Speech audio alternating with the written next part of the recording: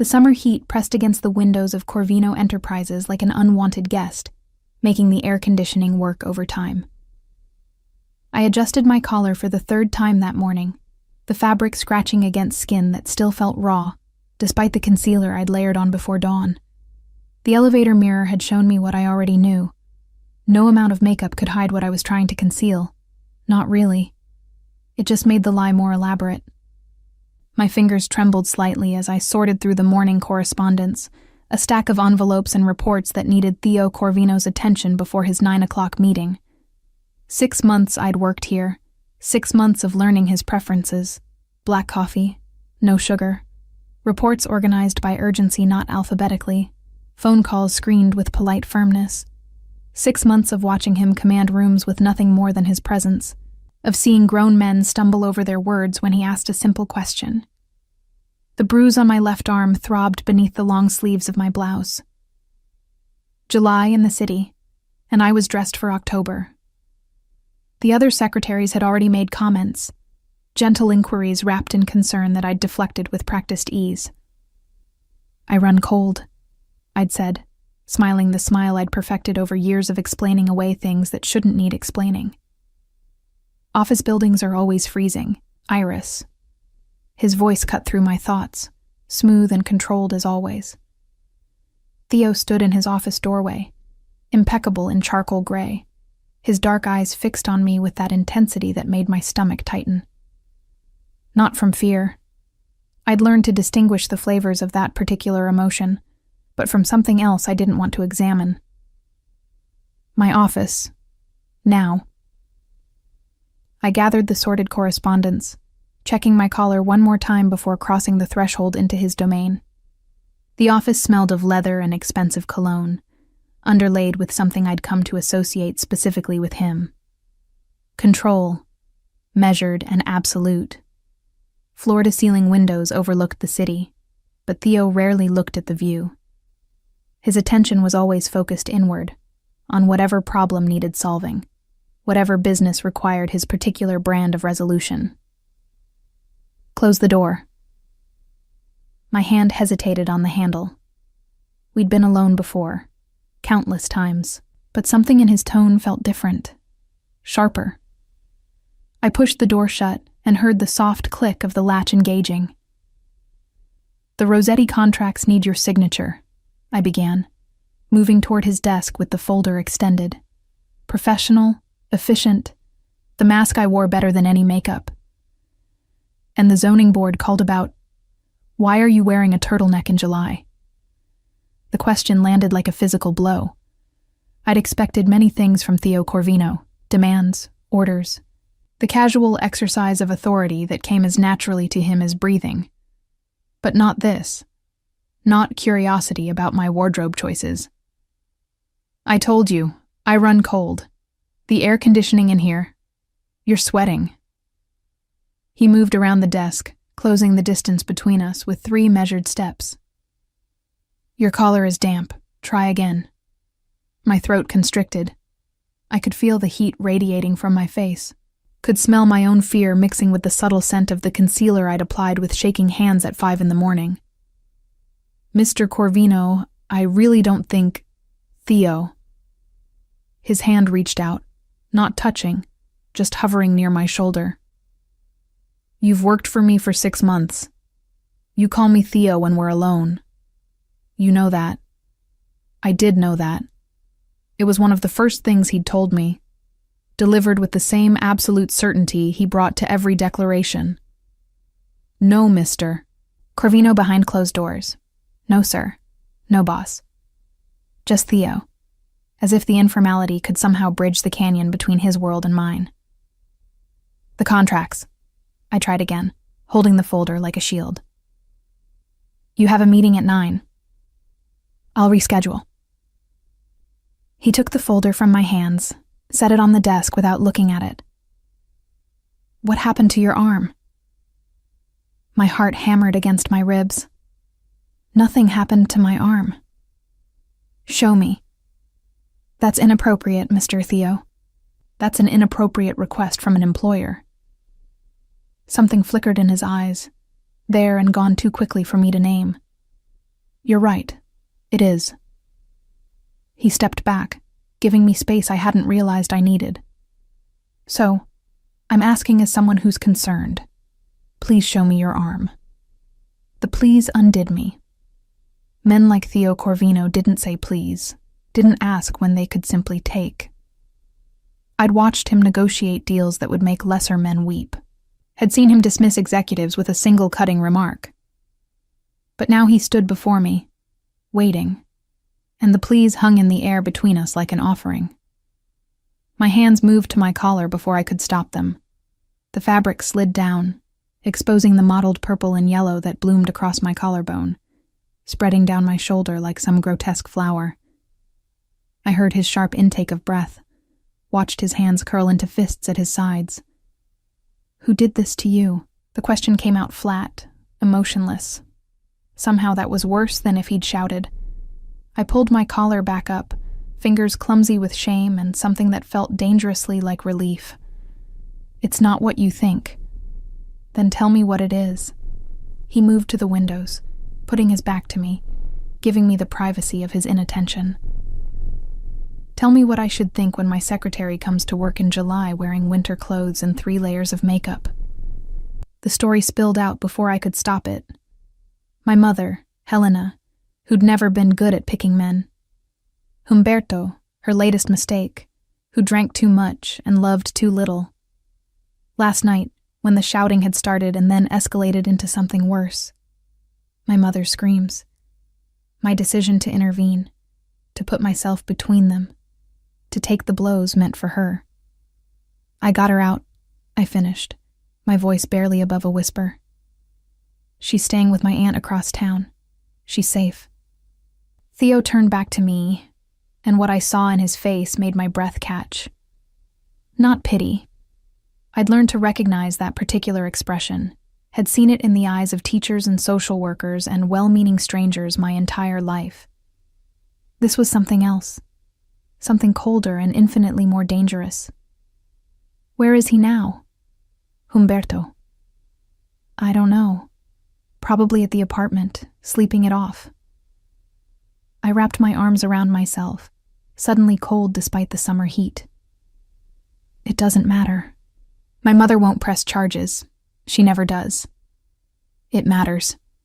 He crossed back to me, stopped just close enough that I could see the pulse jumping in his throat.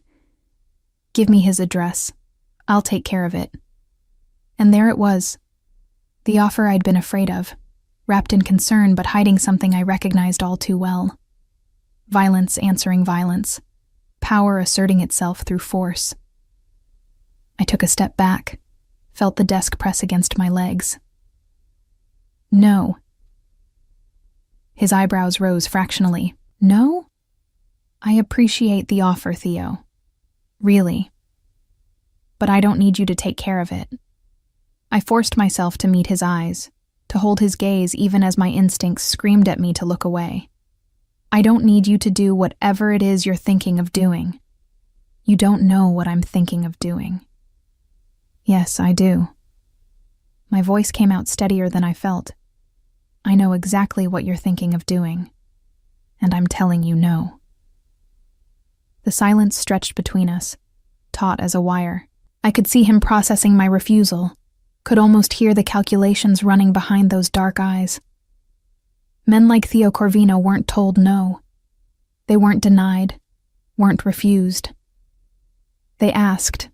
No, they suggested, and the world rearranged itself to accommodate them. Why? The single word carried genuine confusion. Because I'm afraid. The truth escaped before I could dress it in more palatable language. I'm afraid of what you'll do. I'm afraid of what it means to owe someone like you a favor. I'm afraid. I stopped, swallowed hard against the thickness in my throat. I'm afraid your kind of help comes with a price I can't afford to pay. Understanding dawned across his features, followed by something that might have been hurt if men like him were capable of such vulnerability. He nodded slowly, stepped back, gave me room to breathe. I understand. His voice had returned to its usual measured control, the brief glimpse of something more human disappearing behind the mask of authority he wore so well. "But I'm going to ask you to do something for me. Not as your employer, but as someone who—" He paused, seemed to reconsider his words. "As someone who would like to ensure your safety." I waited, barely breathing. "Let me assign someone to watch over you, discreetly. You won't even know he's there most of the time." Theo moved back to his desk, picked up his phone, sent a quick text. "His name is Ivo. He's good at his job, and his job will be to make sure Humberto doesn't come near you or your mother again. That's not necessary. It's already done." He looked up from his phone, and the expression on his face was pure Theo Corvino, immovable, absolute. "This isn't negotiable, Iris. You can refuse my help with Humberto directly, but you can't stop me from ensuring my secretary's safety. Consider it a workplace perk." I should have argued, should have insisted on my independence, on my ability to handle my own problems. But exhaustion pulled at me, the kind that came from too many years of being strong when I wanted nothing more than to collapse. And beneath the exhaustion, something else whispered seductively. What if I let someone help? Just this once? Okay. The word felt like surrender and relief in equal measure. "Thank you." Theo nodded, already turning his attention back to business, to the contracts that needed signing and the meetings that needed rescheduling. But as I gathered the forgotten folder and moved toward the door, his voice stopped me one more time. "Iris." I turned back, found him watching me with an expression I couldn't quite decipher. "I'm not him.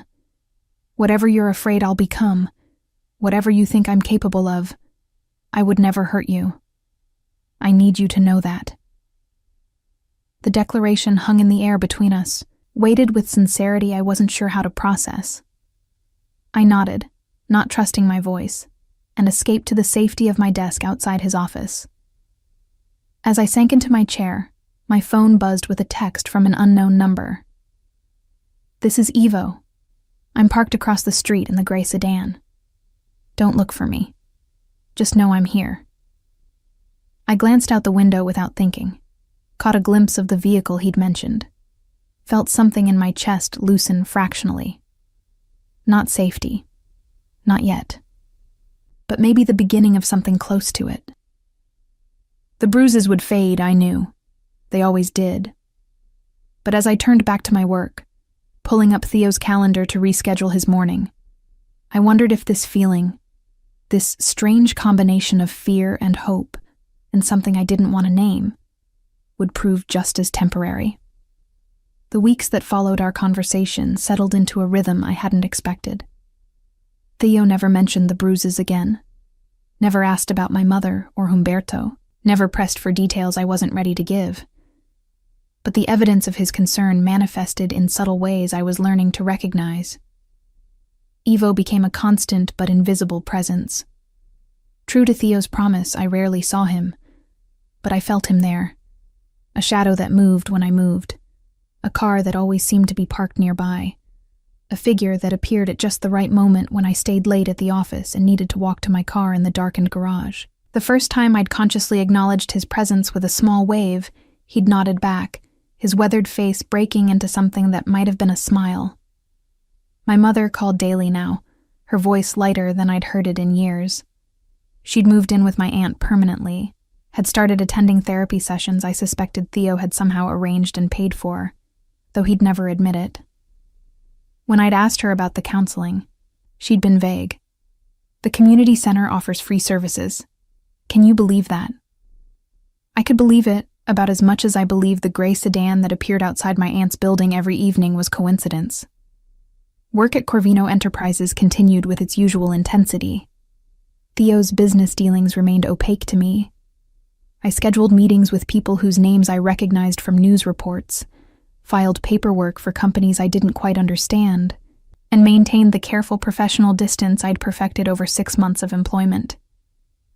But something had shifted between us, subtle as a change in air pressure before a storm.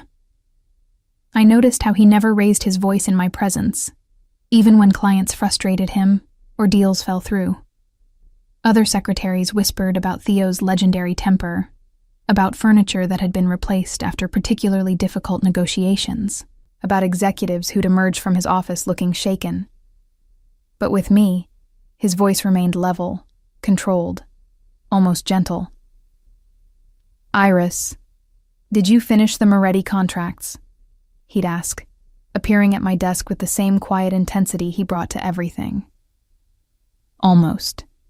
I'm just double-checking the clauses on page 17.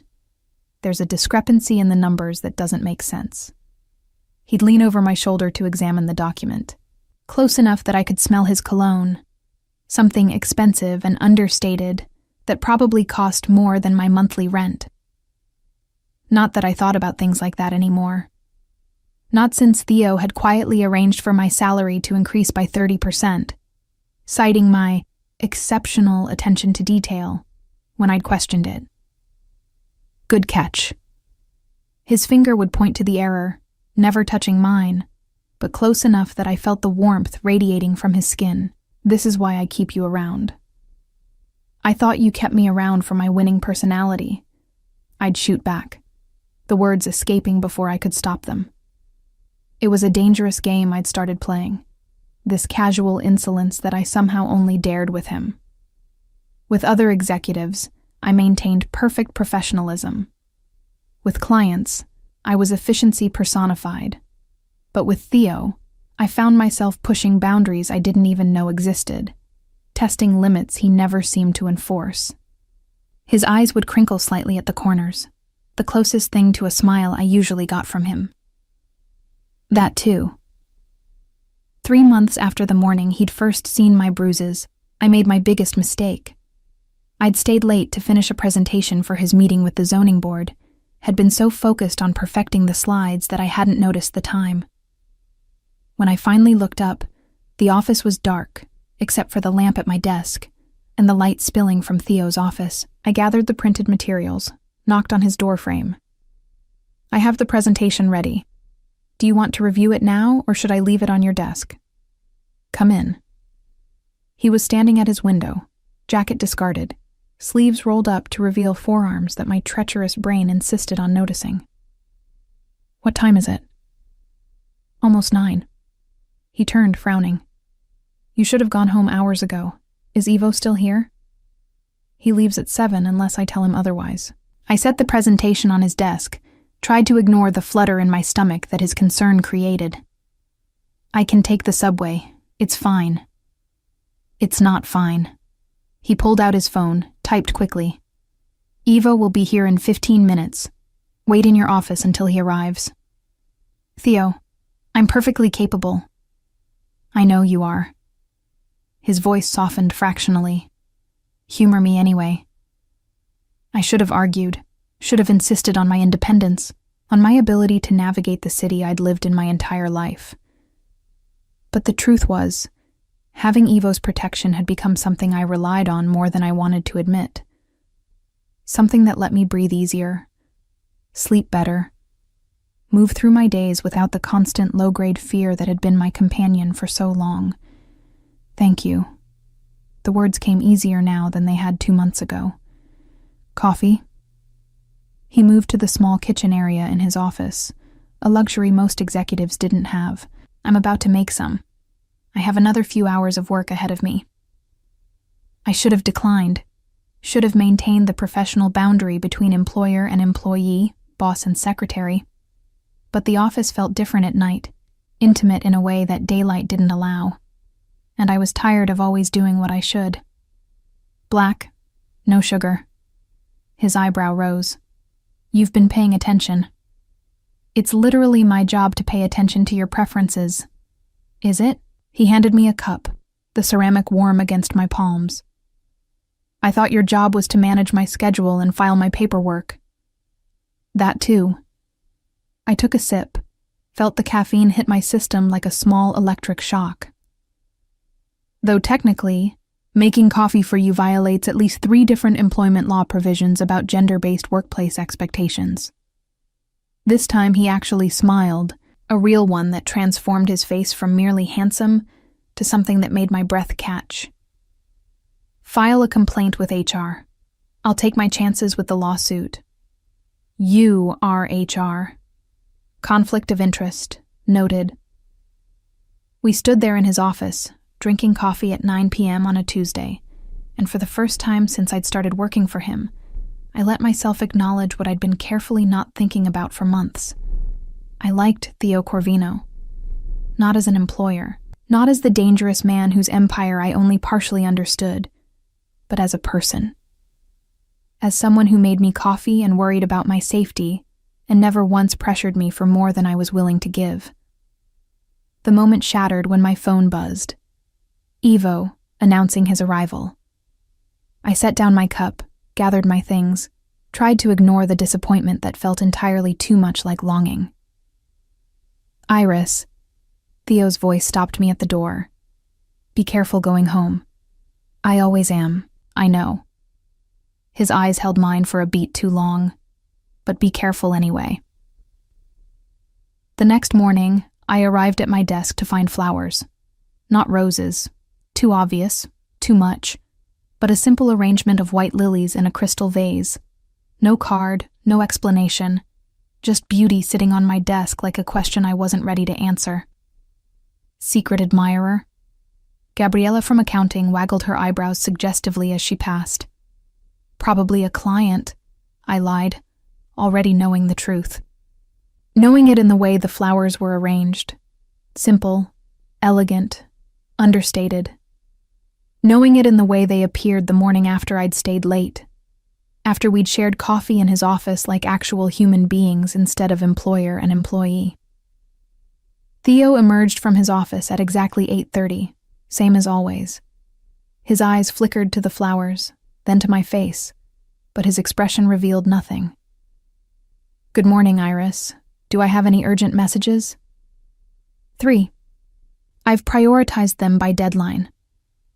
I handed him the notes, kept my voice professional, gave no indication that my heart was beating faster than it should. And the zoning board loved the presentation. They want to schedule a follow-up meeting next week. Excellent work. He took the messages, turned to go, paused. The flowers suit you. Then he was gone, disappearing into his office and closing the door behind him, leaving me staring at white lilies and wondering what game we were playing and whether I had any hope of winning. The lilies lasted a week before I finally threw them away, their petals browning at the edges like my resolve. More flowers appeared the next morning. Orchids this time, exotic and expensive, still with no card. I'd stopped bothering to pretend they weren't from Theo. Everyone in the office knew, even if no one said it aloud. 4 months into working for him, I got sick. Nothing dramatic, just a nasty flu that left me feverish and miserable, calling into work for the first time since I'd started at Corvino Enterprises. Theo's response came within minutes of my text. Stay home. Take care of yourself. Your sick days are paid. I should have known that wouldn't be the end of it. The knock on my apartment door came at noon. I dragged myself from the couch where I'd been rotting in my pajamas, fully prepared to tell whatever delivery person was there that they had the wrong address. Instead, I found Ivo standing in the hallway, holding a bag that smelled like chicken soup and medicine. Mr. Corvino asked me to check on you, he said, his gravelly voice somehow reassuring. May I come in? My apartment was a disaster. Tissues everywhere, dishes in the sink, me looking like death warmed over. Pride warred with practicality and lost. Sure. Come in. Ivo didn't comment on the mess. He simply moved to my tiny kitchen, unpacked the bag. Soup, crackers, medicine, orange juice, and tea that probably cost more than my monthly grocery budget. He wanted to make sure you had everything you needed. He didn't have to do this. No, Ivo agreed, arranging everything on my counter with surprising care for such a large man. But he wanted to. There's a difference. After he left, I sat on my couch staring at the provisions Theo had sent, trying to reconcile this gesture with the man I'd been so afraid of 5 months ago. The man I'd been certain would respond to violence with violence, who would solve my problems through force and intimidation and power. Instead, he'd sent soup. I returned to work 3 days later, still slightly weak but functional. Theo looked up from his desk when I knocked, and something in his face shifted when he saw me. "You look pale. Should you even be here?" "I'm fine." The soup helped. I set his coffee on the desk, back to our usual routine, as if the flowers and the care packages had never happened. "You have a conference call at 10 with the Marsetti family. The Marsettis can wait." He stood, came around the desk, and before I could process what was happening, he'd placed the back of his hand against my forehead. The touch was clinical, impersonal, but it sent electricity racing down my spine anyway. "You're still warm." "I'm always warm when I'm nervous." "Are you nervous now?" "You're touching me." He pulled his hand back immediately, stepped away, gave me space I suddenly didn't want. "I apologize. That was inappropriate." "It was," I agreed, even as some traitorous part of me wanted to lean into his touch, to let myself be cared for by someone who seemed to do it without expecting anything in return. "But thank you. For the soup, and the medicine, and everything." You're welcome." He returned to his desk, became all business again. "The Marsetti call is at 10, you said?" "Yes. Reschedule it. I need you to go home and rest properly." "Theo." "Not negotiable, Iris." His voice was firm but not unkind. "You're no good to me if you collapse. Evo will drive you home." I wanted to argue, wanted to insist that I was fine, that I didn't need protecting or coddling or whatever this was. But the truth was, I was exhausted. And the idea of going home to my couch, of sleeping without worrying about bills or work or my mother, was too tempting to refuse. "Okay, thank you." That evening, as I dozed on my couch, my phone buzzed with a text from an unknown number. "This is your mother. I'm using your aunt's phone. The strangest thing happened today. A woman from some community foundation came by and offered me a part-time job. Administrative work, good pay, flexible hours. Do you know anything about this?" I stared at the message for a long time before responding. "That's wonderful, Mom. You should take it." I didn't tell her that I recognized the foundation's name from Theo's files. Didn't mention that I'd seen the paperwork for its funding just last week. Some things were better left unspoken. 6 months into my employment, Humberto made his first appearance since that night. Ivo called me at work, his voice tense. "He's outside your mother's building. I've already alerted the authorities, but I thought you should know." Terror clawed at my throat. "Is my mother okay?" "She's inside, safe. He hasn't approached the building. He's just sitting in his car across the street, but Mr. Corvino should be informed." "No." The word came out too sharp. "Don't tell him. I'll handle it." "Miss Frere, please, Ivo. Just keep watching. Make sure my mother stays inside. I'll figure out what to do." I hung up and tried to focus on work, but my hands trembled as I typed. Theo noticed immediately. "What's wrong?" "Nothing, just tired." He studied me for a long moment. "You're lying. You've never been a good liar, Iris. One of the things I appreciate about you." "It's personal. I'll handle it." "Is it Humberto?" My head snapped up. "How did you—" "Ivo reports to me. He called while you were on the phone with him." Theo's voice was carefully neutral, but I could see the tension in his shoulders. "Where is he?" "It doesn't matter. I told Ivo to just watch, to make sure he doesn't do anything. The police won't do anything unless he actually threatens someone." Theo's jaw tightened. "You know how this works, Iris. You've lived it before." I had. God, I had. The useless police reports, the restraining orders that were just paper, the system that only responded after someone got hurt. But still, I couldn't let Theo be my solution. Couldn't let him become the violent answer to my violent problem. I said no before. That hasn't changed. I'm not asking permission.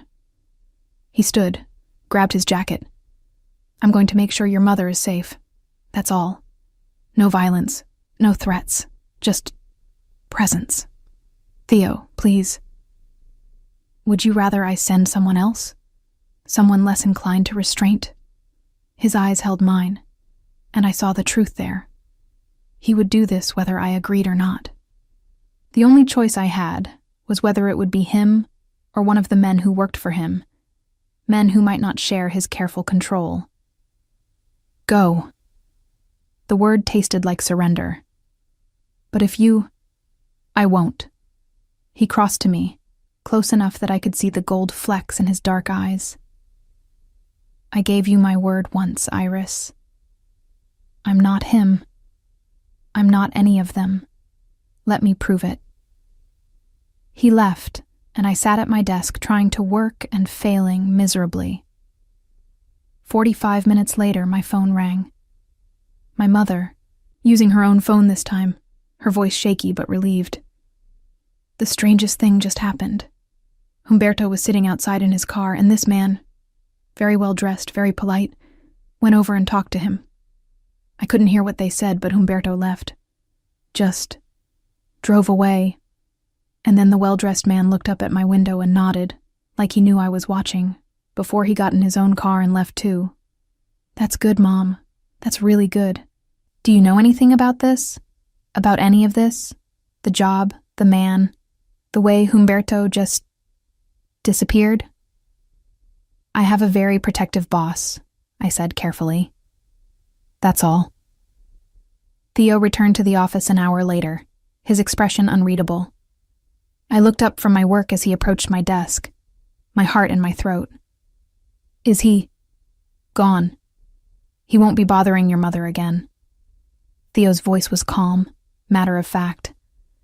I made it clear that there are consequences for harassment, legal consequences, financial consequences.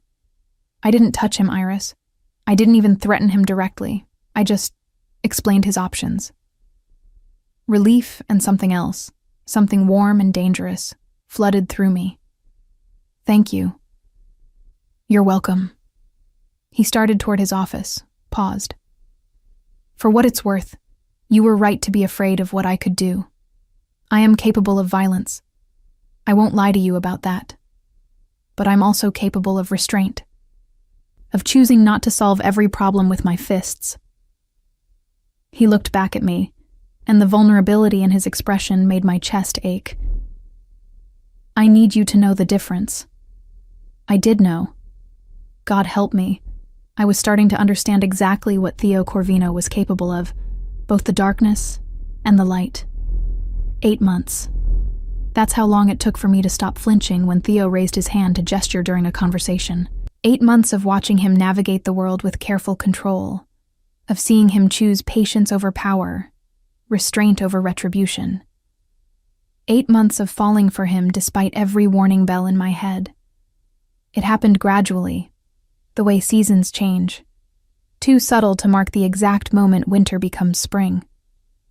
I stopped jumping when he appeared at my desk, started looking forward to the quiet moments after everyone else had gone home, when we'd work side by side and he'd occasionally ask my opinion on something unrelated to business, a book he was reading, a restaurant he was considering, a charity he was thinking of supporting. What do you think about the arts program? He'd spread the grant applications across my desk late one Thursday evening. Which one would make the most difference? I studied the proposals, surprised he was asking. This one, the community theater. It serves the neighborhoods that don't have access to the Performing Arts Center downtown. That's what I thought too. He made a note on the application. But the symphony has more prestige. Since when do you care about prestige? He looked up, and I saw the hint of a smile. I don't. I wanted to see if you did. Is this a test? Everything's a test, Iris. You've been passing them for 8 months. The words hung between us, loaded with meaning I wasn't ready to examine. I turned back to the applications, tried to ignore the way my pulse had quickened. Then came the incident with the coffee. I'd been distracted, thinking about my mother's upcoming birthday, and how I could afford to get her something nice with my salary and the mysterious bonuses that kept appearing in my paychecks. I didn't notice the cup was overfilled until it was too late, until coffee was spilling across Theo's desk and soaking into the contracts he'd spent all morning reviewing. Oh God, I'm so sorry. I grabbed napkins, started blotting frantically at the spreading stain, my hands shaking with the adrenaline spike of having made a mistake. A big mistake. The kind of mistake that got people fired. Theo stood, moved around the desk, and I braced myself for the yelling. For the anger I'd never actually witnessed directed at me but had been waiting for anyway, certain it would come eventually because it always did. Men like him, powerful, controlled, dangerous, they all had breaking points. Iris. His hand covered mine, stilling my frantic movements. Breathe. I ruined the contracts, the Benedetti contracts. They're due tomorrow, and I ruined them. They're backed up digitally. We'll print new ones. His voice was calm, patient, impossibly gentle. It's just coffee. But I made a mistake. It happens. He took the soaked napkins from my trembling hands, set them aside, studied my face with that intensity I still wasn't used to.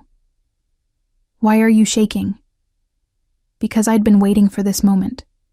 Waiting for the anger, the violence, the proof that I'd been right to be afraid. But it wasn't coming. Instead, Theo was looking at me with concern, his hands gentle as they steadied mine. I thought you'd be angry. I'm not angry. He frowned. Has anyone here made you feel like mistakes aren't acceptable? No. Everyone's been great.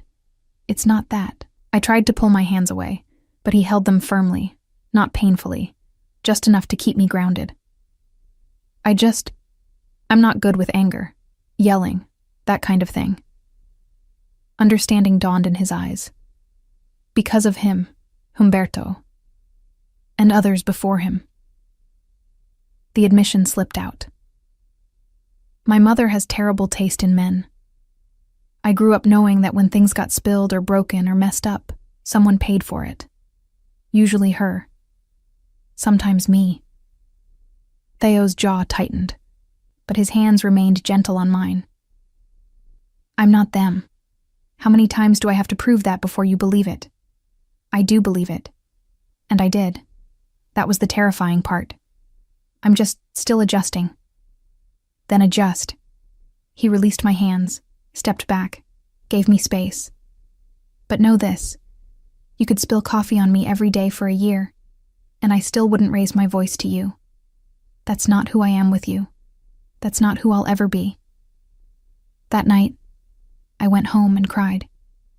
Not from fear or frustration, but from the sheer overwhelming relief of being believed.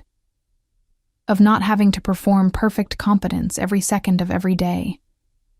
Of being allowed to be human and fallible and still valued. The next morning, there were flowers on my desk again. Peonies this time, soft pink and ridiculously beautiful. You're going to run out of flower varieties eventually, I told Theo when he emerged from his office.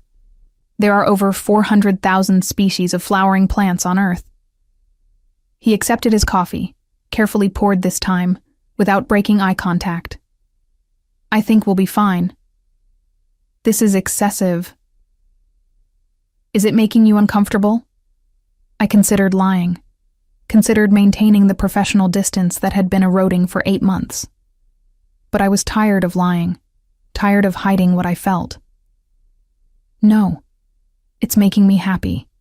That's what makes me uncomfortable. Why? Because happy isn't safe. The words escaped before I could stop them. Happy means having something to lose. Theo set down his coffee, moved closer to my desk. You already have something to lose, Iris. You have your mother, your job, your safety. The flowers don't change that. They change how I feel about the person giving them to me. And how do you feel about that person? I met his eyes, saw the vulnerability there that he tried so hard to hide, saw the question he wasn't quite asking, the hope he wouldn't let himself express directly. Confused, grateful, terrified. I took a breath. Interested. Interested. He repeated the word like he was tasting it, testing its weight. I can work with interested. Theo, I'm not going to push Iris. I've waited 8 months. I can wait longer. He picked up his coffee again. All business. But I need you to know, when you're ready, if you're ever ready, I'm here. Not as your boss. As someone who would very much like to take you to dinner somewhere that doesn't involve discussing work. He disappeared into his office before I could respond, leaving me staring at pink peonies and trying to remember why getting involved with my boss was a terrible idea. The problem was, I couldn't remember. All I could think about was the way he'd looked at me, like I was something precious, something worth waiting for, like I mattered beyond my utility, beyond my ability to schedule meetings and file paperwork. 2 weeks later, I got sick again. Nothing serious, just a headache that had bloomed into a migraine during the afternoon. I tried to push through, tried to maintain my usual efficiency, but Theo noticed within minutes. Go home. I'm fine. I just need some aspirin. You're squinting at your computer screen, and you've been rubbing your temples for the last 20 minutes. Go home, Iris. That's not a request. I wanted to argue, but my head was pounding too hard to form a coherent protest. Ivo drove me home, helped me to my door with the same careful courtesy he always showed. I collapsed on my couch, drew the curtains against the too bright afternoon light, and tried to sleep. The knock came an hour later. I almost didn't answer it, but the knocking was gentle, persistent, and somehow I knew who it would be before I opened the door. Theo stood in my hallway holding a pharmacy bag and looking completely out of place in his expensive suit against the backdrop of my shabby apartment building. You came yourself. I wanted to make sure you were okay. He held up the bag. I brought migraine medication. The prescription kind. I called your doctor. You called my doctor? I may have mentioned I was your boyfriend and very concerned about your well-being. He had the grace to look slightly sheepish. She was very helpful once I explained the situation. We're not dating. I know, but employer checking on employee doesn't inspire the same level of medical cooperation. He stepped into my apartment when I moved aside, looked around at the small space I'd made home. This is nice. It wasn't nice. It was small and shabby, and nothing like the places Theo was used to. But he said it like he meant it, looking at the bookshelf I'd assembled myself, and the plants I somehow kept alive despite my irregular schedule. You didn't have to come here yourself. I wanted to. He set the medication on my coffee table, studied my face in the dim light. How bad is it? Bad enough that I'm seeing spots. Then take this. He opened the medication, shook out a pill, handed it to me with the water bottle he'd also brought, and lie down. I'll stay until you fall asleep. Theo, you can't. I can, and I will. He guided me gently to my couch, waited while I took the medication, then did something that made my heart stop. He sat on the floor beside the couch, his back against it, close enough that I could have reached out and touched his shoulder. Sleep, Iris. I'm not going anywhere. I should have sent him away, should have maintained boundaries, protected myself, kept my heart safely locked away from men who sent flowers and called themselves my boyfriend to my doctor and sat on my floor while I slept. But I was so tired. Tired of being strong, tired of being alone, tired of being afraid.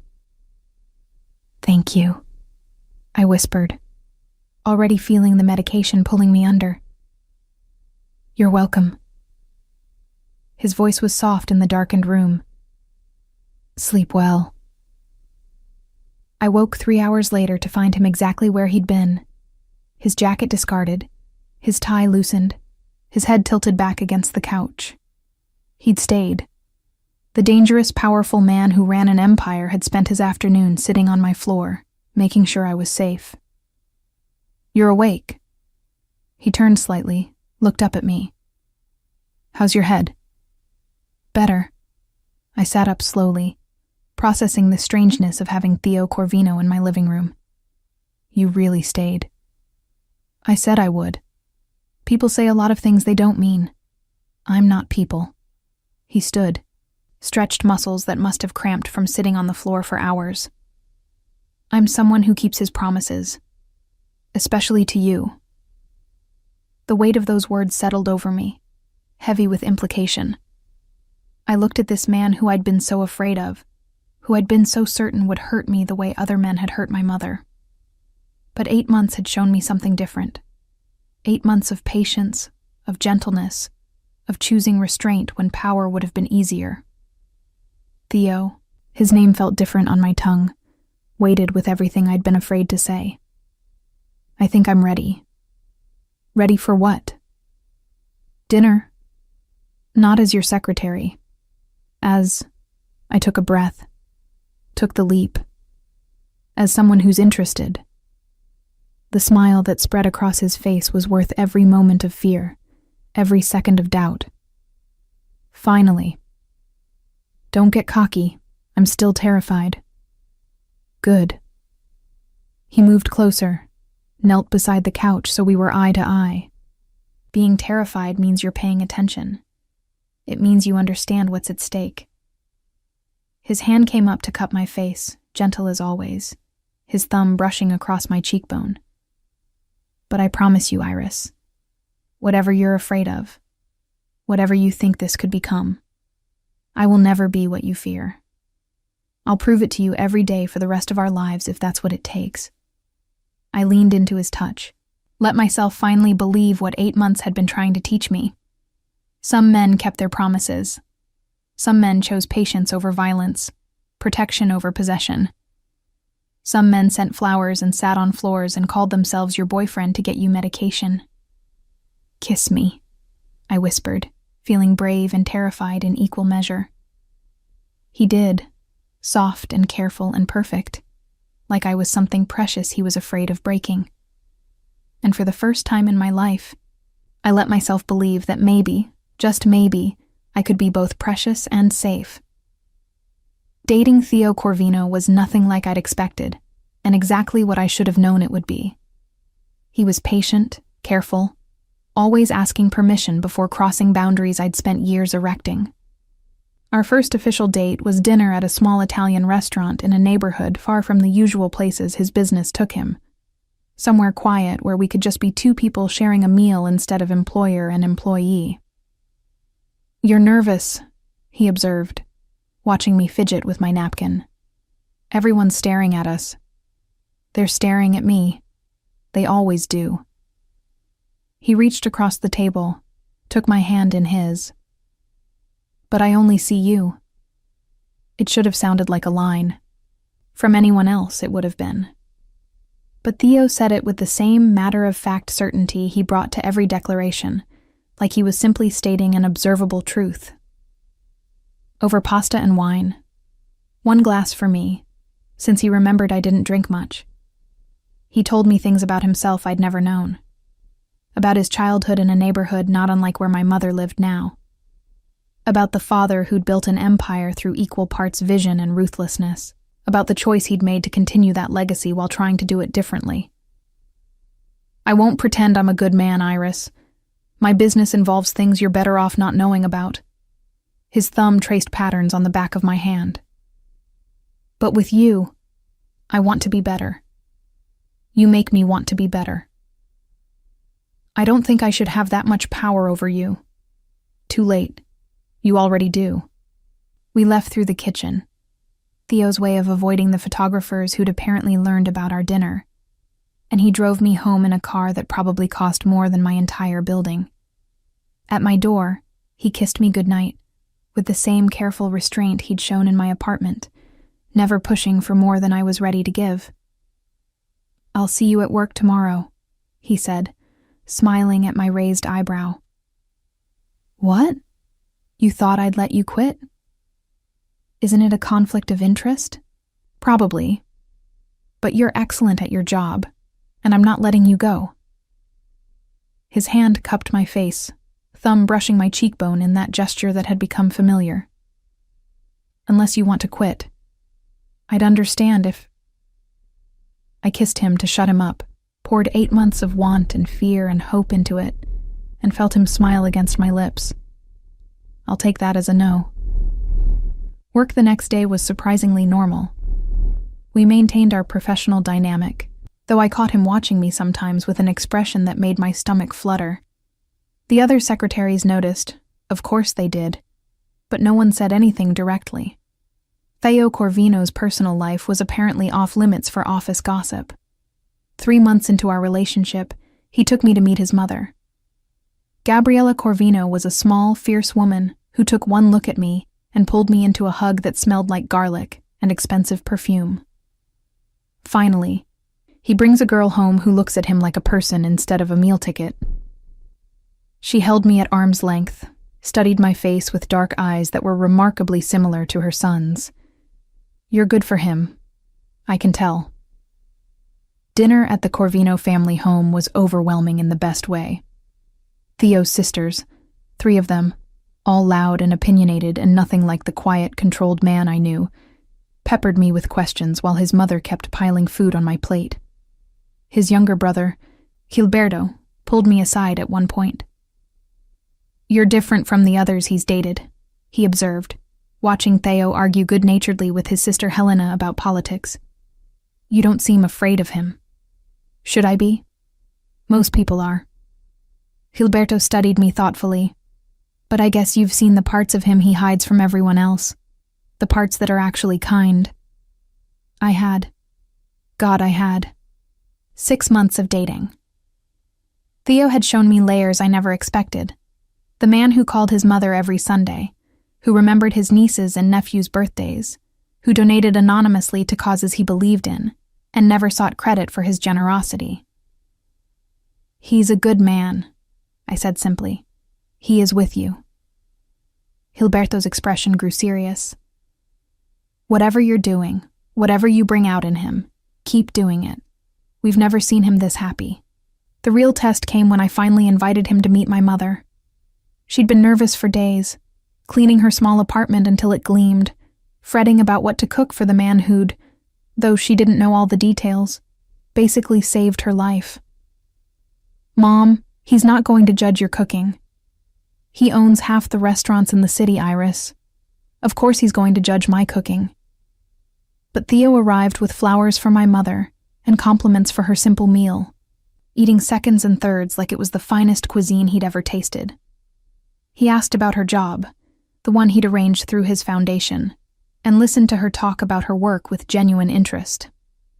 After dinner, he helped with the dishes despite my mother's protests, and I watched from the doorway as they worked side by side, this powerful man and my fragile mother, and felt something shift in my chest.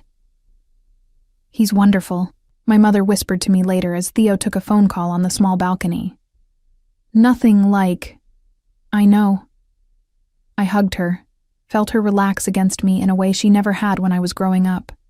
He's nothing like any of them. 1 year into our relationship, Theo asked me to move in with him. Not demanded, not assumed. Asked, with the same careful respect he'd shown me from the beginning. I know it's fast. I know you value your independence. We were in his penthouse. I'd started staying over a few nights a week, and he looked genuinely nervous. But I hate the nights you're not here. I hate knowing you're across the city instead of next to me. And before you say it, yes, I know that's possessive and probably not healthy, but it's the truth. I looked around the space that had become familiar over the past year, so different from my shabby apartment but starting to feel like home anyway. What about my mother? I can't just abandon her. I'd never ask you to. He pulled me close, wrapped his arms around me with that perfect pressure that made me feel safe instead of trapped. What if we got her a place nearby? Better security, closer to her work, I know a building. You always know a building. It's kind of my business. He pressed a kiss to my temple. She could be 5 minutes away instead of across the city. You could see her every day if you wanted. It was too much. Too generous. Too perfect. Too everything I'd been afraid to want. But I'd learned over the past year that Theo's generosity didn't come with strings attached, didn't require repayment or subservience or surrender of my autonomy. Okay. I tilted my head back to look at him. But I'm paying rent. Don't be ridiculous. Theo, fine, you can pay rent. The smile playing at his lips told me he was humoring me. $1 a month. That's not... Take it or leave it, Iris. Some battles you're not going to win. I moved in the following month. My mother settled into a beautiful apartment 3 blocks away, close enough to visit easily, far enough to maintain our independence. Evo's protection extended to her building too, though she still didn't know the full extent of Theo's involvement in her safety. Living with Theo was like dating him, only more so.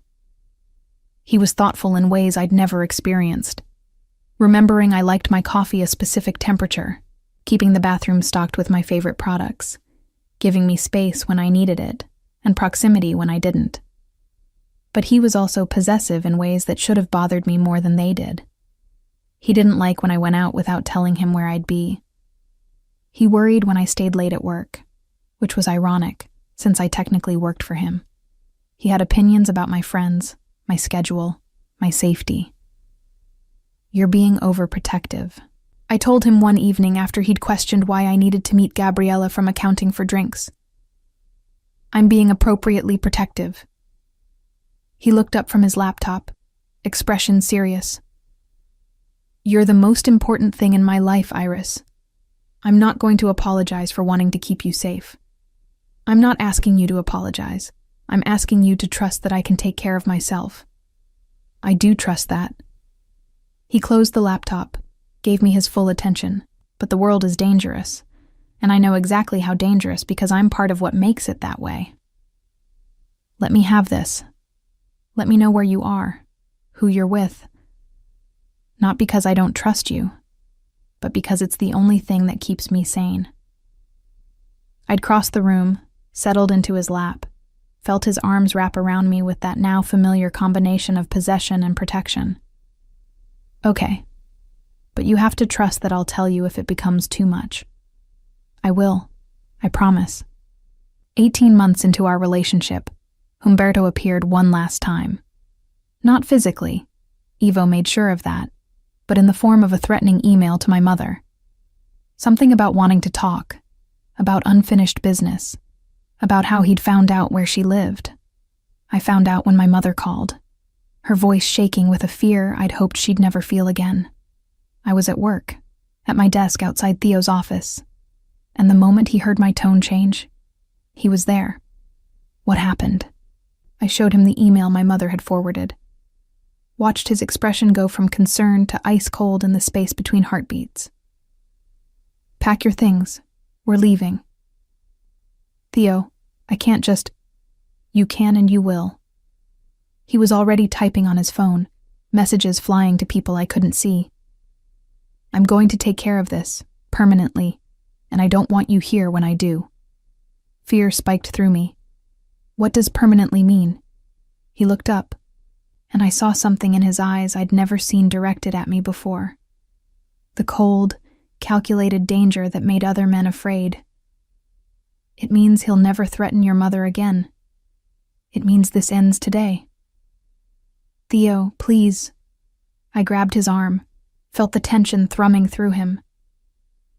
Don't do something you can't take back. Don't become what I was afraid you were. I am what you were afraid I was, Iris. His voice was gentle despite the fury I could feel vibrating beneath his skin. I've always been that man. The only difference is that I've chosen not to show you that side of me.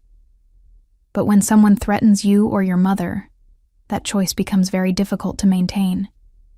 Then choose it anyway. I moved closer, forced him to look at me instead of his phone. Choose to be the man who sends flowers and sits on floors and keeps his promises. Choose to handle this the way you've handled everything else, with patience and control and restraint. The internal struggle played out across his face, the fury warring with the control I'd come to rely on. Finally, he exhaled slowly, some of the tension leaving his shoulders. Okay, no violence. But he's going to wish I'd chosen differently. He kissed my forehead, lingering there. Go home. Take your mother to our place. I'll handle this and meet you there tonight. Promise me. I promise, Iris. No violence, just consequences. I went home and gathered my mother, brought her to the penthouse she'd only visited once before. We waited together, drinking tea and pretending neither of us was terrified about what Theo might do despite his promises. He came home 6 hours later, looking tired but satisfied. Found us in the living room and went straight to my mother. Mrs. Helena, Humberto won't be contacting you again. I've arranged for a restraining order. A real one, with teeth. I've also ensured that his employer is aware of his extracurricular activities. And I've made it clear to certain parties that any future harassment will be met with legal action that will make his life very difficult. My mother stared at him. You did all that in 6 hours? I'm very efficient. He turned to me, and the dangerous man who'd left that morning was gone, replaced by the one I'd fallen in love with. No violence, as promised. I went to him, wrapped my arms around him, felt the tension finally drain from his body. Thank you. Anything for you? He held me close, his voice low enough that only I could hear. Anything to keep you safe. Always. That night, after my mother had gone to the guest room and Theo and I lay tangled together in our bed, he traced patterns on my bare shoulder and said something that made my heart stop. Marry me. I pushed up to look at him, certain I'd misheard. What? Marry me, Iris. He wasn't smiling, wasn't making it romantic or elaborate, just stating it with the same certainty he brought to every important declaration. I don't have a ring yet, because I wanted to ask first, wanted to make sure you'd say yes before I made it official. But I'm asking now. Be my wife. Let me protect you and your mother forever. Let me love you the way you deserve to be loved. Tears spilled down my cheeks before I could stop them. This is the least romantic proposal ever. I know. I'm terrible at this. He wiped my tears with his thumbs, his own eyes suspiciously bright. But I mean every word. I want forever with you, Iris. I want to wake up next to you every morning and know that you're mine and I'm yours. I want to build a life together, a family together. I kissed him, poured everything I felt into it. The fear and the hope and the love I'd been too afraid to name. Yes. Yes. Yes, I'll marry you.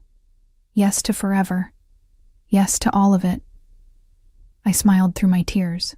But you're getting me a ring, a really nice one. Because if I'm going to be Iris Corvino, I want everyone to know it. His laugh was pure joy. Deal. The ring appeared 3 days later, an emerald surrounded by diamonds that caught the light and scattered it like promises. Theo slipped it onto my finger over breakfast, his hand steady even though I could see the nerves in his eyes. It's perfect, I whispered, watching the way it looked on my hand. It's too much, but it's perfect. Nothing is too much for you. He kissed my knuckles, right above the ring. I'd give you the world if you'd let me. I just want you, the real you, the man who sends flowers and keeps promises and sits on floors while I sleep. That's who I am with you. That's who I'll always be with you. We told my mother that evening. She cried. Happy tears this time. Relief and joy mixing together as she pulled both of us into a hug that smelled like the lavender sachets she kept in her closet. You'll be good to her, she said to Theo. Not a question, but a statement. You'll protect her the way I couldn't." "I will." His arm was steady around my waist, anchoring me. "With everything I have." The wedding was small, intimate, nothing like the elaborate affairs Theo's business connections expected, just family in a garden venue his mother had helped us find. Flowers everywhere and joy soaking into every moment.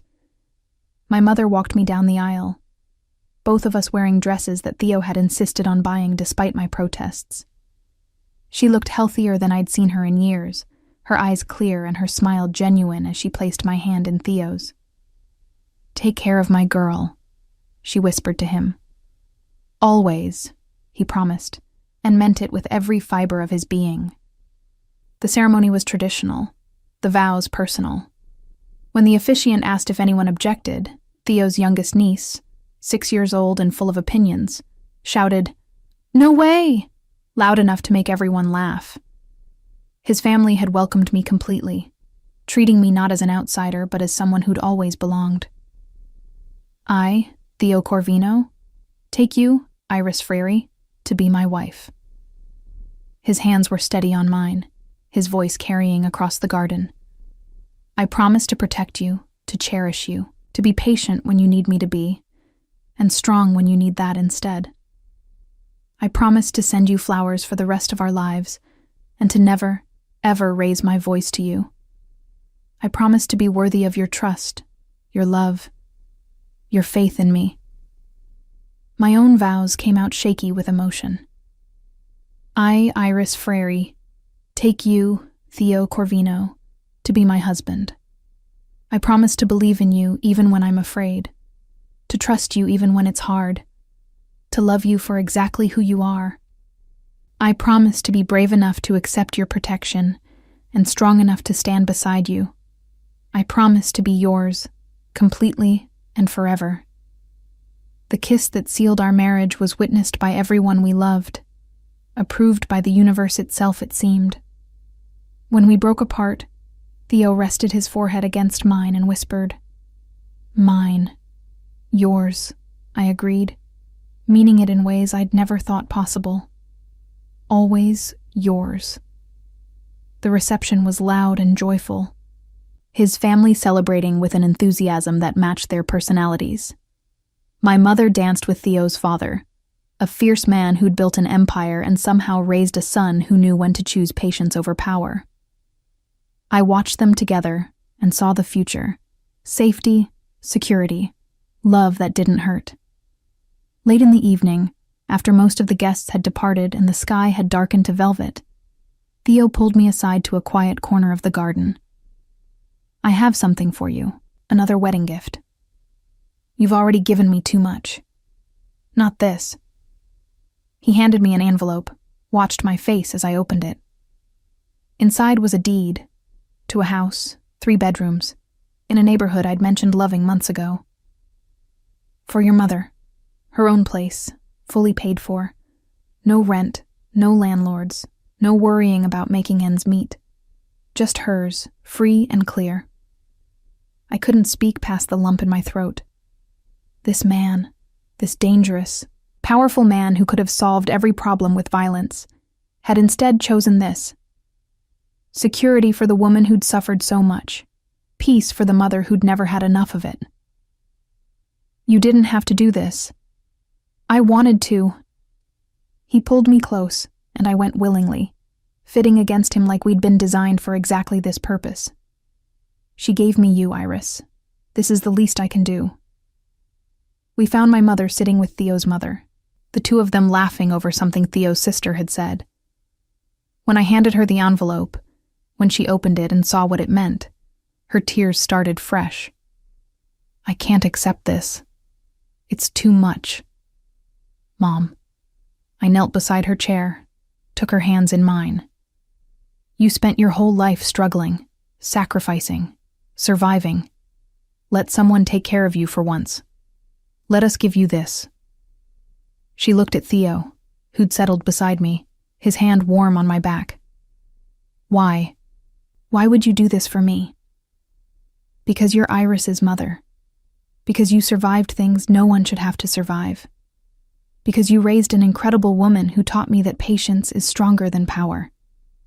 He smiled, genuine and warm. "And because I can. Let me use my resources for something that actually matters." The house became my mother's haven. We helped her move in over the next few weeks, Theo's family showing up to paint and arrange furniture and fill the space with warmth. Watching my mother settle into her own home, truly her own, with no fear of eviction or violence or instability, was almost as wonderful as marrying the man who'd made it possible. 6 months into our marriage, I stood in our penthouse kitchen making breakfast while Theo worked at his laptop at the counter. The morning sun streamed through the windows, catching on my wedding ring and scattering light across the marble. "You're staring," I said, without looking up from the eggs I was scrambling. "You're beautiful." I'm allowed to stare at my wife. "You see me every day." "I know. I'm very lucky." He closed his laptop, came around the counter to wrap his arms around me from behind. His chin rested on my shoulder, his breath warm against my neck. "Do you know what today is?" "Wednesday? It's been 2 years since you spilled coffee on my contracts and thought I'd fire you for it." I laughed, remembering my panic, my certainty that one mistake would undo everything. "You brought it up at our wedding, in your speech. Because it was important. That was when I knew." "Knew what?" "That you'd been hurt before. That you expected anger and got patience instead. That I needed to be careful with you, gentle, because you'd learned to expect violence, and I needed to teach you something different." I turned in his arms, looked up at the man who'd somehow become my entire world. "You did teach me something different. You taught me that love doesn't have to hurt, that power doesn't have to destroy, that some men keep their promises. Always." He kissed me, soft and sweet, the way he'd kissed me 1,000 times before and would kiss me 1,000 times more. "I'll always keep my promises to you." My mother called later that afternoon, excited about the garden she was planting in her backyard. Theo's gift had included landscaping, and she'd discovered a passion for growing things in soil that was finally, truly hers. "You should see the tomatoes, Iris. They're going to be beautiful." "I'll come by tomorrow. We can have lunch in your new gazebo." "Bring Theo. I made that pasta he likes." I smiled, watching my husband through the window where he'd taken a call on the terrace. "I will, Mom.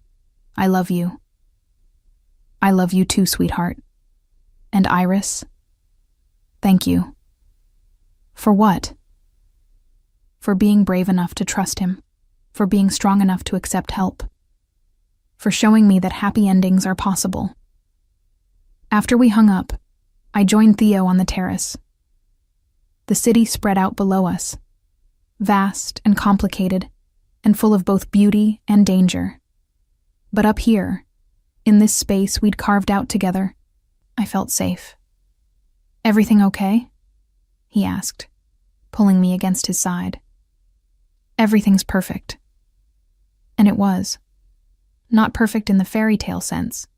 We still argued sometimes, still navigated the complexities of our different worlds, still worked to balance his protective instincts with my need for independence. But perfect in the way that mattered. Honest, safe, built on a foundation of trust that had been tested and proven. "I'm glad." He pressed a kiss to my temple, a gesture that had become his signature. "Because I plan on everything being perfect for the next 50 or 60 years. Think you can handle that?" I looked up at him, at the man who'd proven that some powerful men chose patience, that some dangerous men chose gentleness, that some wealthy men chose to use their resources to protect instead of possess. "I think I can handle that." And standing there in the golden afternoon light, wrapped in the arms of the man who'd taught me what love should feel like, I knew I was telling the truth. We'd found our happy ending, my mother and I.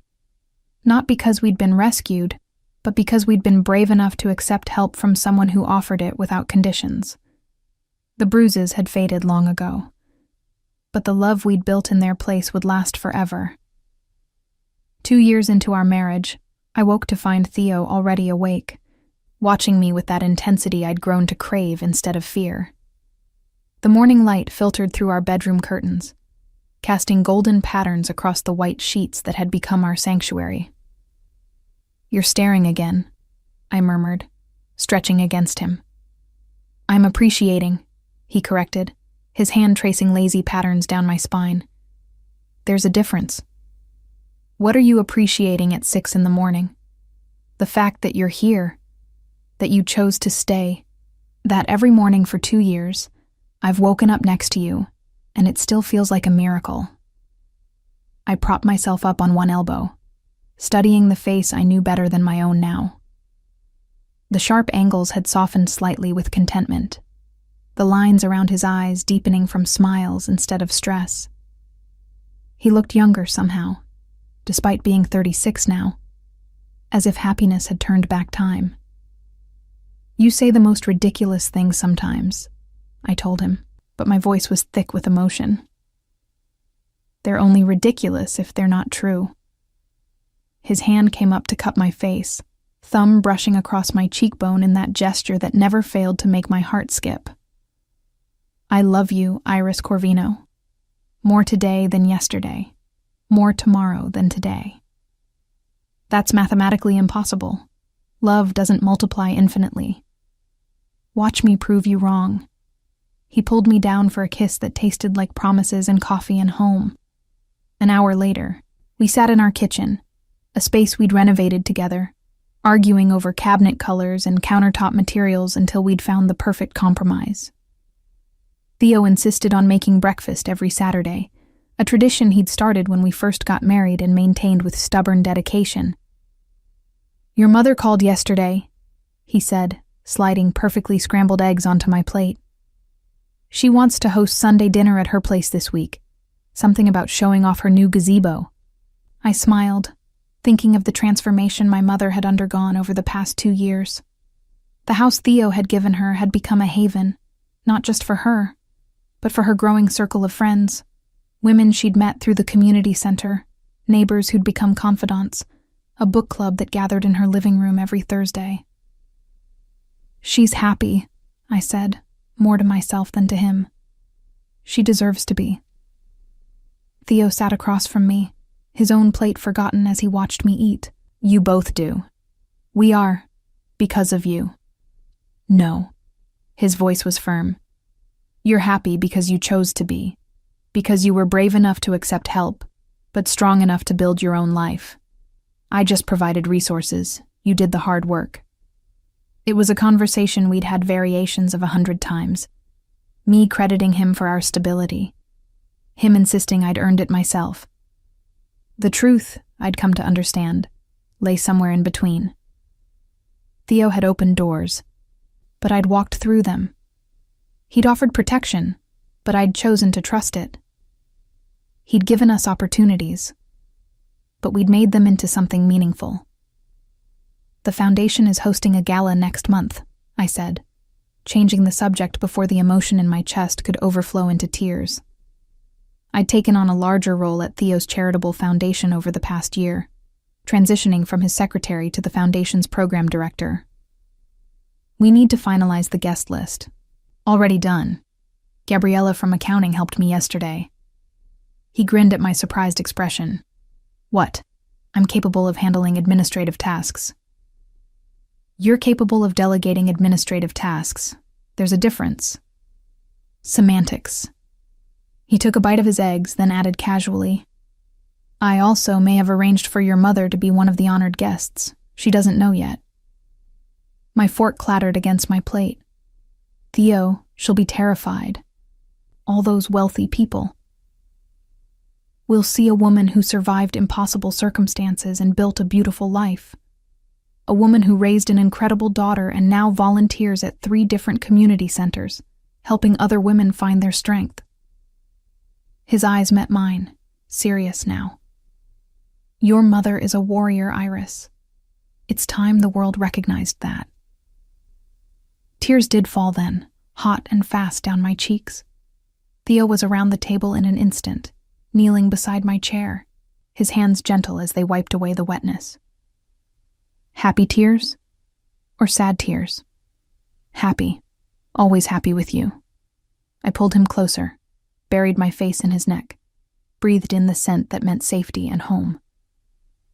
How did I get so lucky? I ask myself the same question every day. He held me until the tears subsided, then pulled back to look at me. There's something else I wanted to talk to you about. The seriousness in his tone made my stomach flutter. What is it?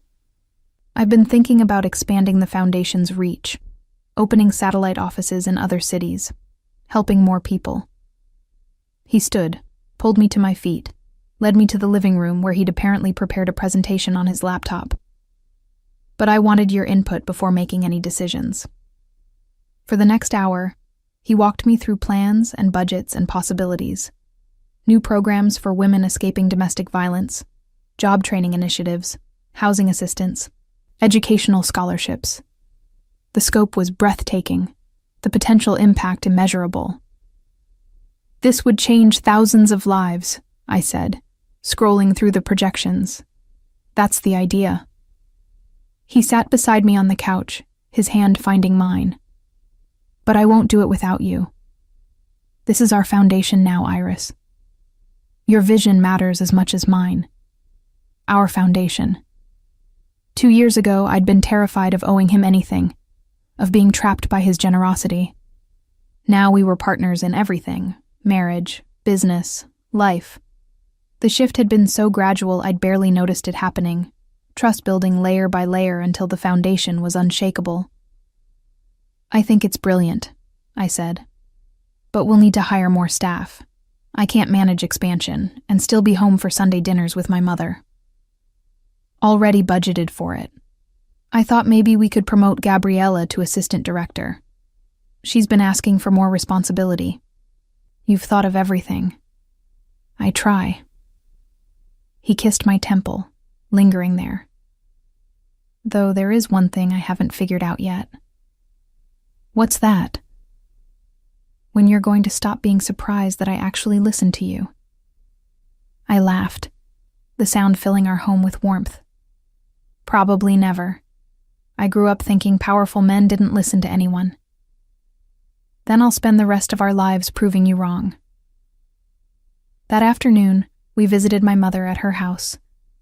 She greeted us at the door with flour on her apron and joy in her eyes, a combination I'd never seen before. Theo had given her this space to breathe, to heal, to become the woman she'd always been beneath the fear. I'm making bread, she announced, pulling me into a hug that smelled like yeast and happiness. Your grandmother's recipe. I found it in some old boxes and thought I'd try it. Theo followed us into the kitchen, immediately rolling up his sleeves to help without being asked. This too had become tradition. Saturday visits where we cooked together, told stories, laughed until our sides hurt. My mother treated Theo like the son she'd never had, and he responded with the same gentle respect he'd shown her from the beginning. Iris tells me you want to host Sunday dinner here next week, Theo said, kneading dough with surprising competence. His hands, which signed contracts worth millions, and had once, though he'd never confirmed it, done things I didn't want to know about, shaped bread with careful precision. If that's okay, I know you usually cook. It's more than okay, Helena. We'd be honored. He glanced at me, then back to my mother. Actually, there's something we wanted to tell you. About the Foundation Gala next month. I watched my mother's face as Theo explained about the honor, about wanting to recognize her volunteer work, about how much she'd inspired others in the community. Her hands stilled on the dough, her eyes growing wide and then bright with tears. I can't accept that. I'm nobody special. I just help out where I can. You're special to me, I said, moving to stand beside her. And to all the women you've mentored. You've turned your pain into purpose, Mom. That deserves recognition. I don't have anything to wear to a fancy gala.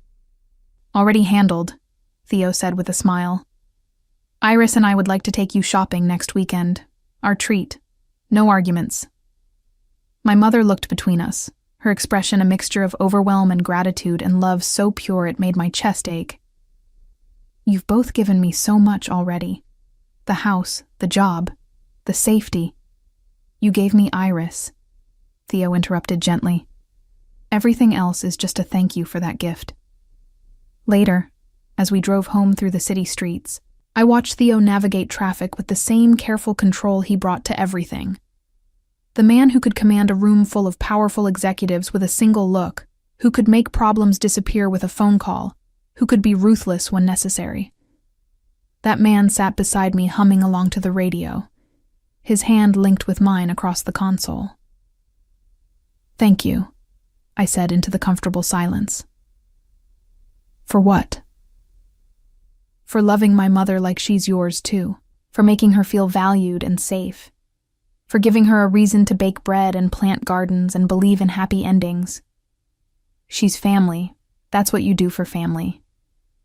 He brought our joined hands to his lips, pressed a kiss to my knuckles. Besides, she raised you. That makes her one of the most important people in my life. That night, we attended a business dinner with some of Theo's associates, the kind of event that had intimidated me when we first got married, but now felt routine. I'd learned to navigate these gatherings, had developed my own relationships with the wives and partners, had even started to understand some of the coded language the men used when discussing business. Your wife is a treasure, Corvino, one of the older men said, his accent thick with old country inflections. Smart, beautiful, and she doesn't gossip. Where did you find her? She found me, Theo replied, his hand possessive on my waist. Best thing that ever happened to me. The man laughed, clapping Theo on the shoulder. You've changed, my friend. Settled down, mellowed out. Marriage suits you. It does, Theo agreed, his eyes meeting mine across the table. It really does. On the drive home, he was quieter than usual, his expression thoughtful as he navigated the late-night streets. What are you thinking about? I asked. Children. The word hung in the air between us, weighted with possibility and hope and questions we'd danced around for months. Oh, I managed, my heart suddenly racing. I know we haven't really talked about it. I didn't want to pressure you, didn't want you to think I expected... He paused, seeming to gather his thoughts. But I'd like to have children with you, Iris. If that's something you want too. I thought about all the reasons I'd been afraid to bring it up myself. The fear of passing on trauma, of not being a good enough mother, of bringing children into a world that could be dangerous and cruel. But I also thought about the home we'd built, the safety we'd created, the love that filled every corner of our life together. I want that too, I whispered. I'm scared, but I want it. We'll be scared together, Theo said, pulling the car to a stop in our building's garage. He turned to face me, his expression open in a way it only was when we were alone. And we'll figure it out together, just like we've figured out everything else. What if I'm not good at it? What if I mess them up? Then we'll mess them up together and pay for their therapy later. His smile was gentle, understanding. But I don't think you could mess up a child if you tried, Iris. You have too much love to give. So do you. You proved that with me, with my mother. You know how to protect without controlling, how to love without hurting. I learned that from you. He cupped my face in his hands, his thumbs brushing across my cheekbones. You taught me that strength can be gentle, that power doesn't have to destroy, that the best way to keep someone safe is to help them believe in their own strength. We sat in the car for a long time, holding each other, imagining the future, children who would grow up knowing safety and stability and unconditional love. Children who would have grandparents who adored them, aunts and uncles who spoiled them, parents who would fight to give them everything we'd had to fight for ourselves. Not yet, I said finally, but soon. I want to enjoy being just us for a little while longer." "However long you need," Theo promised. "I'm not going anywhere." And he wasn't. That was the miracle I woke up to every morning. The knowledge that Theo Corvino, with all his power and danger and intensity, had chosen me. Chosen patience over force. Chosen to stay when leaving would have been easier. Chosen to prove every day that love didn't have to hurt. We'd built something beautiful from broken pieces. We'd turned fear into trust, pain into healing, survival into thriving. And every day, in 100 small ways, we continued to choose each other. That night, as we lay tangled together in our bed, Theo traced patterns on my shoulder and whispered, "I love you, Iris, my wife, my partner, my heart." "I love you too," I whispered back. "My protector, my home, my always." Outside our windows, the city continued its restless motion. But inside our sanctuary, everything was still, peaceful, perfect. We'd found our happy ending and discovered it was really just the beginning. A family, of purpose, of a love that would continue to grow and deepen with every passing year. The bruises had faded long ago, both the visible ones and the invisible scars that had taken longer to heal. In their place was something stronger, something that couldn't be broken by fear or doubt or the darkness of the past. In their place was love, patient and powerful and permanent. The kind of love that sent flowers and sat on floors and kept promises. The kind of love that transformed broken girls into strong women and dangerous men into devoted husbands. The kind of love worth waiting for, worth fighting for, worth building a lifetime around. And as I drifted toward sleep in Theo's arms, I sent up a silent prayer of gratitude.